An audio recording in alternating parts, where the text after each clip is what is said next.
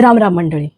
13 विद्यार्थ्यांनी आत्महत्या करून आपलं आयुष्य संपवलं नीट पेपर लीक प्रकरणी. मनाला चटका बसतो हे ऐकून, न्यूज मधील आई वडिलांच्या किंकाळ्या ऐकून. मग काय, पुन्हा जंतर मंतर आंदोलन, चौकशा समित्या आणि आश्वासनांचा खेळ. पण एवढा मोठा घोटाळा होतो तरी कसा? सरकार फक्त 5 ट्रिलियन इकॉनॉमी 4 GDPच्या स्वप्नातच अडकली. ह्याला जबाबदार नक्की कोण? चूक विद्यार्थ्यांची का शिक्षण व्यवस्थेची? मी नीलम डियार. आज भावनिक प्रतिक्रिया न देता आज आपण मुख्य कारणांचा शोध घेणार आहोत. चला तर मग, व्हिडिओ आवडल्यास लाईक, शेअर, सबस्क्राईब करायला विसरू नका.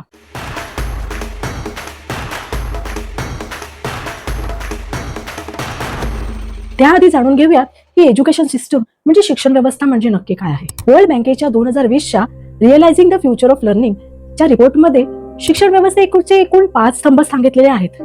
विद्यार्थी, शिक्षक, अभ्यासक्रम, शाळा, त्यांचे प्रशासन आणि परीक्षा व्यवस्थापन. ह्या स्तंभापैकी एका स्तंभामध्ये जरी बिघाड झाला तर संपूर्ण व्यवस्था कोलमडून पडते. चला तर मग एक एक स्तंभाचं आपण विश्लेषण करूयात. स्तंभ 1, विद्यार्थी. 2026च्या नीती आयोगाच्या या रिपोर्ट प्रमाणेच त्यांनीच मान्य केले की आजवर आमचा भर केवळ नाव नोंदणी वाढवण्यावरती होता.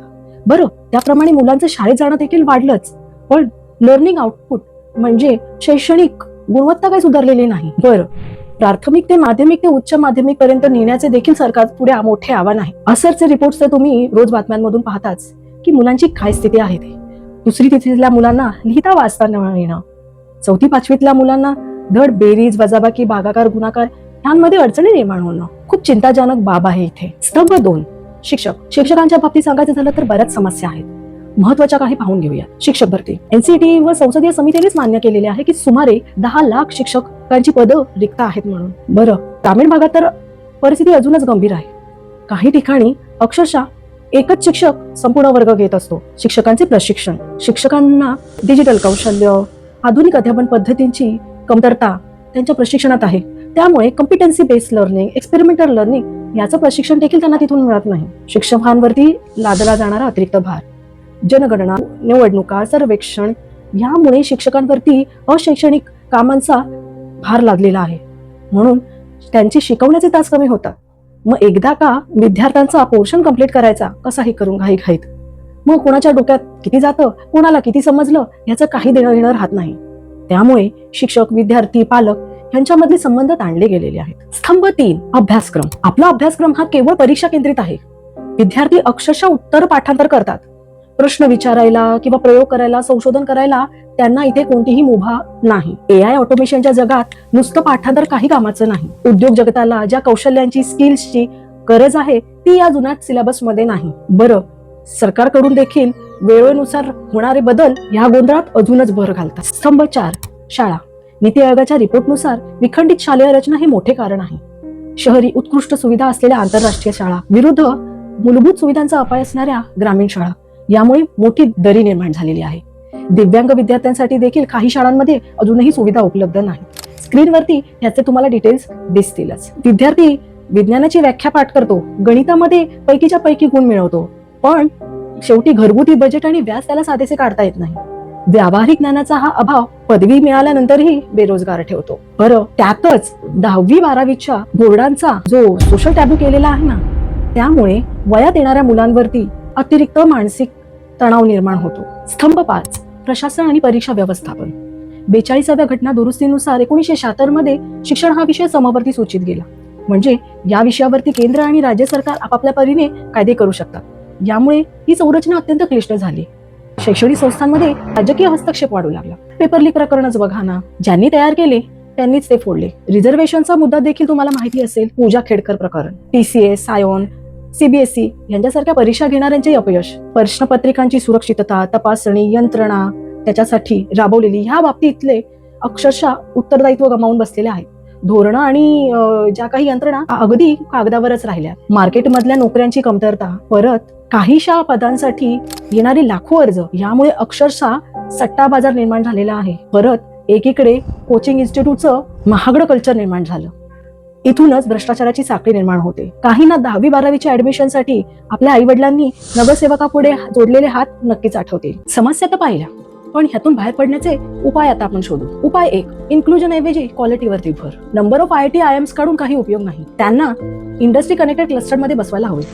म्हणजे इथे शिक्षण आणि पदवी घेतल्यानंतर इथे जॉब. क्रेडिट लीग सबसिडीज देऊन शाळा गती देखील रोखू शकता तुम्ही. मिड डे मील स्कीम मध्ये तुम्ही हे पाहिलंच असेल की एनरोलमेंट रेशो त्यामुळे किती वाढला ते. उपाय 2, उत्तम शिक्षक भरती. शिक्षकांमध्ये गुंतवणूक करून त्यांना अद्ययावत कौशल्य प्रशिक्षण विथ एथिकल टेक्निकल नॉलेज देऊन त्यांच्या निष्पक्ष पातळीवरती भरत्या राबवल्या गेल्या पाहिजे. त्यांच्या पेपर लीक प्रकरणी देखील योग्य यंत्रणेचा वापर झाला पाहिजे. शिक्षकांवरच्या अशैक्षणिक कामांचा जो भार आहे तो पूर्णपणे नष्ट झाला पाहिजे. त्या कामांसाठी तुम्ही बेरोजगार तरुणांची मदत घेऊ शकता आणि ह्या उपायाने शिक्षक देखील आपला संपूर्ण वेळ त्या विद्यार्थ्यांवरती झोकून देऊ शकतात. उपाय 3, अभ्यासक्रम केवळ माहितीपट नसावा. क्रिटिकल थिंकिंग, प्रॉब्लेम सॉल्व्हिंगच्या अवतीभोवती फिरणारा असावा. 10+2+3च्या फंद्यात न पडता ज्याला योग्य वाटेल अशा विषयांची निवड करण्याची मुभा असावी आणि त्यातून पुढे करिअर मार्गदर्शन उपलब्ध व्हावे. अभ्यासक्रम ठरवणाऱ्या संस्थांमध्ये ब्युरोक्रॅट लेव्हलचे ऑफिसर्स न ठेवता त्या विषयांमधील तज्ज्ञ, शास्त्रज्ञ, इतिहासकार यांची पारदर्शकपणे नियुक्ती करून त्या संस्थांना स्वायत्त जाहीर करावं. म्हणजे सरकार तिथे आपलं नाक खुपसणार नाही. उपाय 4, शाळा. दिल्लीचे मॉडेल सर्व राज्यांनी स्वीकारायला हवं. RT थ्रू 8वी नंतरचे शिक्षण देखील गरिबांना मोफत उपलब्ध करून दिले पाहिजे. शाळांमधून सुद्धा रटाळ अभ्यासक्रम, पारंपरिक विषयांना बगल देऊन इतर विषयांसाठी प्लॅटफॉर्म उपलब्ध करून दिले पाहिजे. त्यासाठीच्या पायाभूत सुविधा, लॅब्स, उपकरणं, साहित्य यांसारखी उपलब्धता असायला पाहिजे. शाळेमध्ये अक्षरशः तणाव फ्री वातावरण आणि आनंदी वातावरण असेल तर कोणत्याही विद्यार्थ्याला आत्महत्येचा विचार शिवणार नाही. कारण शाळा हे केवळ गुणवत्तापूर्ण शिक्षण देऊन निष्णांत विद्यार्थी तयार करत नसतो, तर उत्तम नागरिक देखील तयार करण्याची प्राथमिक जबाबदारी ही शाळांवरती असते. उपाय 5, जो सर्वात महत्वाचा टॉपिक आहे आजचा, रचनेमध्ये सुधारणा. पारंपरिक विषयाव्यतिरिक्त कला, साहित्य, संशोधन, उद्योजकता यासारख्या विषयांना देखील समान संधी, समान सन्मान आणि प्रतिष्ठा मिळवून नोकऱ्या देखील उपलब्ध करून दिल्या पाहिजे. 80 ते 50% मिळवणाऱ्यांची संख्या 70% आहे. अशांना देखील मोठमोठ्या इंडस्ट्रीज, कंपनीज, इन्स्टिट्यूटमध्ये अल्टरनेटिव्ह जॉब्स अवेलेबिलिटी करून दिली पाहिजे. ग्रॅज्युएशन लेवलचं शिक्षण हे देखील इक्विव्हॅलंट न ठेवता इक्वल टू इंजिनियर किंवा डॉक्टर लेवलचं केलं पाहिजे. तशी डिमांड आणि ऍक्सेप्टन्स देखील उद्योजकताकडनं व्हायला हवे. नंतर परीक्षा प्रणाली सुधारणा. हा माझा वैयक्तिक प्रस्ताव नाही. विविध प्रशासकीय आयोग सुधारणा आणि पॉलिसी सर्कल्समध्ये परीक्षार्थींचे वय आणि अटेम्प्ट करण्याबाबतीच्या चर्चा झाल्या आहेत, जेणेकरून कोणत्याही विद्यार्थी एकाच परीक्षेसाठी अक्षरशः 5 ते 10 वर्ष वाया घालवणार नाही. बरं, त्यासाठी देखील पर्यायी करिअर मार्ग उपलब्ध करून देणे याची जबाबदारी सरकारवर राहील. डॉक्टर राधाकृष्ण समितीच्या नुसार परीक्षामध्ये क्रिप्टोग्राफिक झिरो ट्रस्ट टेक्नॉलॉजीचा वापर करायला हवा. म्हणजे पेपर लीकची समस्या उद्भवणार नाही. ह्याच्यामध्ये अक्षरशः व्हेरीफाय केल्याशिवायच तुम्हाला ऍक्सेस अवेलेबिलिटी नाही. कारण का हल्ली परीक्षा ऑनलाईन घेण्यावरती सरकारचा मानस दिसत आहे. परीक्षा खाजगी लॅबमध्ये न घेता केंद्रीय विद्यालय, महाविद्यालय, सरकारी कार्यालयांमध्ये राबवल्या गेल्या पाहिजेत, जिथे सुरक्षिततेची पूर्ण तयारी असेल. म्हणजे प्रत्येक वेळेला तुम्हाला हवेत कमी विमानं, हेलिकॉप्टर उडवण्याची गरज लागणार नाही. शालेय गुणवत्ता ढासळल्यामुळे जे ट्युशन कल्चर निर्माण झालेलं आहे त्यांनी सुरुवातीला मदतच झाली, सिस्टमचा भाग देखील बनले ते. पण बाजारीकरणामुळे त्यांच्यामध्ये देखील बेजबाबदारीपणा वाढलेला आहे. त्यांची देखील वर्षातून एकदा सुलटीनी व्हायलाच पाहिजे सरकारमार्फत. सिंगापूर, दक्षिण कोरिया यांच्यासारख्या परीक्षा व्यवस्थापनामध्ये मोबाईल, ब्लूटूथ आणि काही तांत्रिक पद्धतींमधून होणारे जे गैरप्रकार हे अक्षरशः रोखले जात आहेत.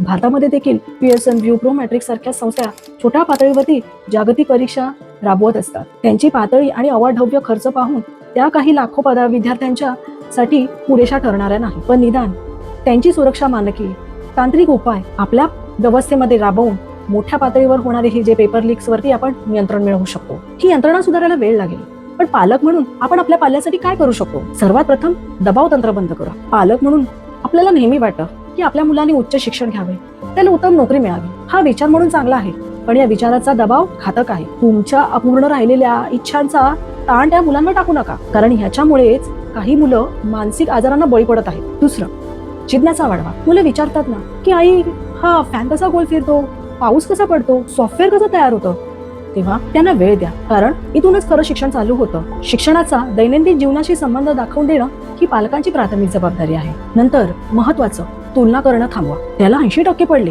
आणि तुला 50% देखील पाडता आले नाहीत, मग एखादा पालक दुसऱ्या पाल्याला म्हणतो की निदान त्याने 80% तरी पाडायला हवे होते. आमच्या गुंड्याने तर फारच अभ्यास केला, न क्लास लावता, तू आर्ट्स वाली ना मग तू ढ, अशा टोमण्यांपासून आपल्या मुलांना सावध करा. मी इंजिनिअरिंग केलंय म्हणजे मला नोकरी मिळेलच, तू परीक्षेत फेल म्हणजे आयुष्यात फेल, अशा अनाठाया छाटा बडवणाऱ्यांपासून तर मुलांचे विशेष संरक्षण केले पाहिजे. शेवटी मला हेच सांगायचं आहे की विद्यार्थी अपयशी नाहीत. आपली संपूर्ण व्यवस्था की त्यांना त्यांच्या कौशल्यानुसार, त्यांच्या क्षमतेनुसार योग्य ती संधी देण्यात अपयशी ठरत आहे. शिक्षण व्यवस्थेचे हे 5ही स्तंभ मजबूत असल्याशिवाय परीक्षा व्यवस्था बदलून फक्त काही होणार नाही. कारण शिक्षणाचा हा प्रवास हा केवळ त्या विद्यार्थ्याचाच प्रवास नसतो, तर तितकाच त्याच्या पालकांचा, शिक्षकांचा, शाळेचा, सरकारचा आणि पर्यायाने संपूर्ण देशाचा प्रवास असतो. तथ्य आणि सत्याचा वापर करून आज आपण चर्चा केली. तुम्हाला काय वाटतं शिक्षण या विषयाबद्दल? परीक्षा व्यवस्थापनामध्ये बद्दल तुमचे काही उपाय आहेत तर कमेंट सेक्शनमध्ये जरूर कळवा. कारण जागरूक नागरिकच लोकशाहीचा खरा पाया आहेत. धन्यवाद.